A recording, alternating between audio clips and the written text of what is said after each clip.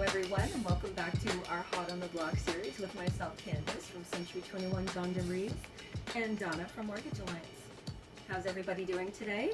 Today we're going to discuss snowbirds, the pandemic, and what are people to do with their property when travel is so limited right now. For myself, Yeah. since COVID has changed everything in my industry, everything's gone digital. We had digital before, but now it's everything. All digital. All digital. Yeah. I speak with my clients via Zoom or on the phone. I have to send their new mortgage documents via e-signature, which is a very secure site. And people love this new way.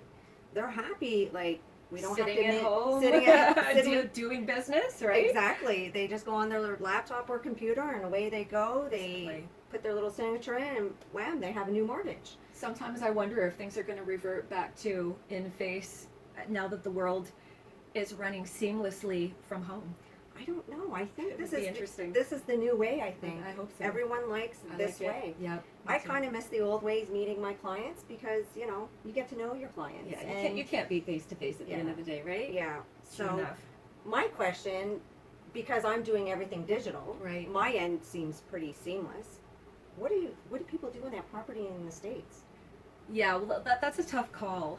Well, right now, as of today, the border to the U.S. is open to people flying. They have the border closed. You cannot drive across, but they are allowing flights. 2 weeks ago, that wasn't the case, and maybe 2 weeks from now, that will be the case. But we are sitting at the second week of October now when we make this video. So by the time the video is released, things could have been changed. But it's really all up in the air. We really don't know what's happening with this pandemic. And the market's been hot here, and owners will undoubtedly appreciate the appreciation.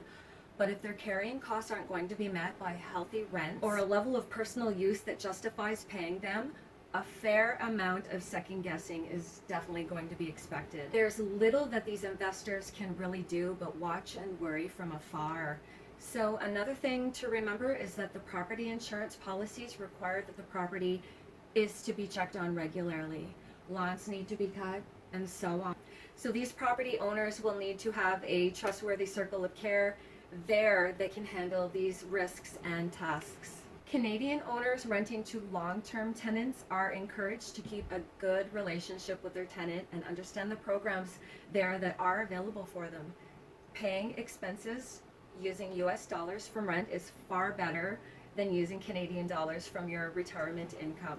Both Canada and the US allows property owners to subtract any operating expenses from the rental revenue to determine the taxable income relating to the property.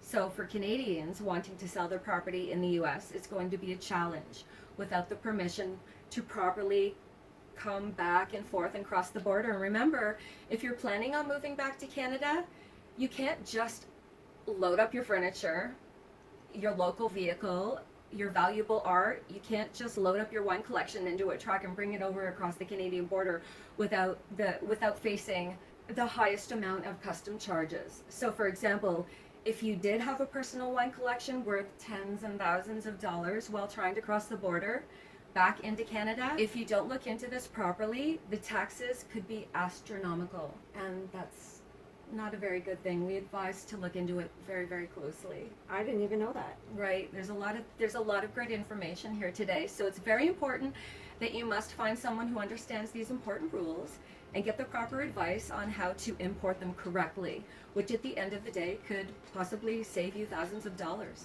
And don't forget, you have to quarantine for 14 days each way. Right? Yeah, the new normal, that's for sure. So that wraps up for this week's Hot on the Block series. Thanks for chiming in. Be sure to watch next week's videos with Donna and I, and we'll see you then. Bye. Bye.